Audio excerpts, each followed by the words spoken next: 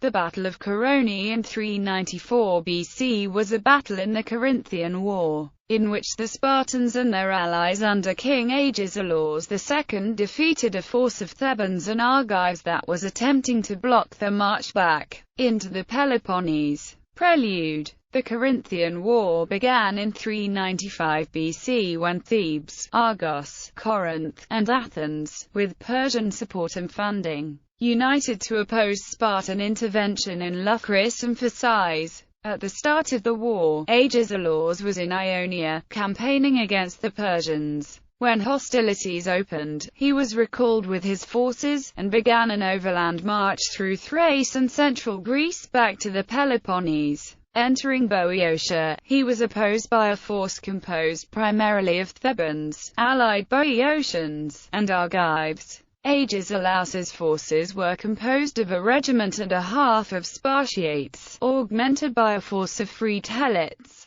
and a sizable force of allied troops from the Peloponnese and Ionia. Facing him on the plain, near the foot of Mount Helicon, was an army made up of Boeotians, Athenians, Argives, Corinthians, Euboeans, and Locrians. In all, the allies probably had 20,000 hoplites. To oppose these, Agesilaus had 15,000 hoplites. The cavalry forces of the two sides were roughly equal, but Agesilaus had substantially more peltasts. Prior to the battle, some of Agesilaus's army were disturbed by an omen witnessed some days before, when the sun had appeared crescent-shaped. To reassure his men, Agesilaus first reminded them of the recent Spartan victory at Nemi. He then told them that the Spartan Navarch Pacinder had been killed in a victory over the Persian fleet. In fact, as Agesilaus knew, Pacinder had been killed while suffering a crushing defeat at Cnidus.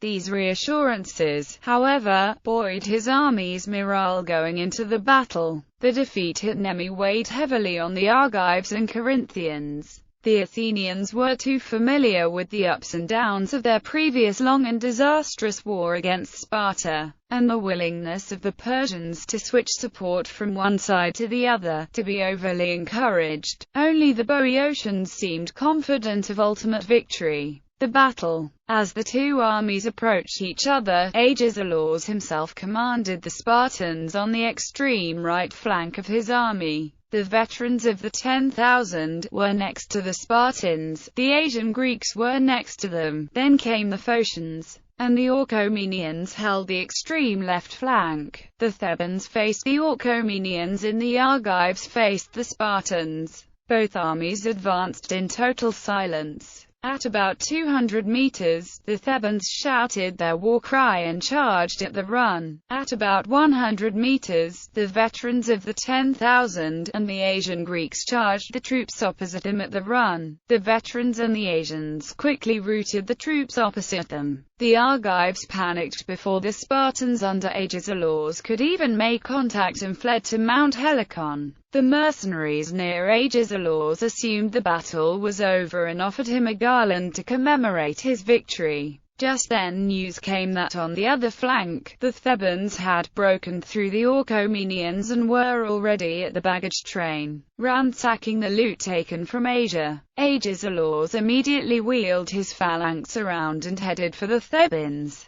At that moment, the Thebans noticed that their allies had fled to Mount Helicon. They formed up with the desperate design of breaking through Agesilaus's lines to rejoin the rest of their army. Agesilaus decided to oppose them by putting his phalanx directly in the path instead of taking them in the rear or flank, a decision that may have been influenced by his long-standing animosity towards Thebes. What followed was evidently one of the worst bloodbaths in the history of hoplite battles. As Xenophon described it, so shield pressed upon shield they struggled, killed and were killed in turn. In the end, a few Thebans broke through to Mount Helicon, but, in the words of Xenophon, many others were killed on their way there. Aftermath. Agesilaus had himself been wounded in the battle and had to be carried back to the phalanx. There some cavalry rode up, informing him that about 80 of the enemy had taken refuge in a nearby temple. Agesilaus ordered that they be spared and allowed to go wherever they wished. The next morning, Agesilaus ordered the polemarch Gaius to put the army in battle formation and gave out awards for valor,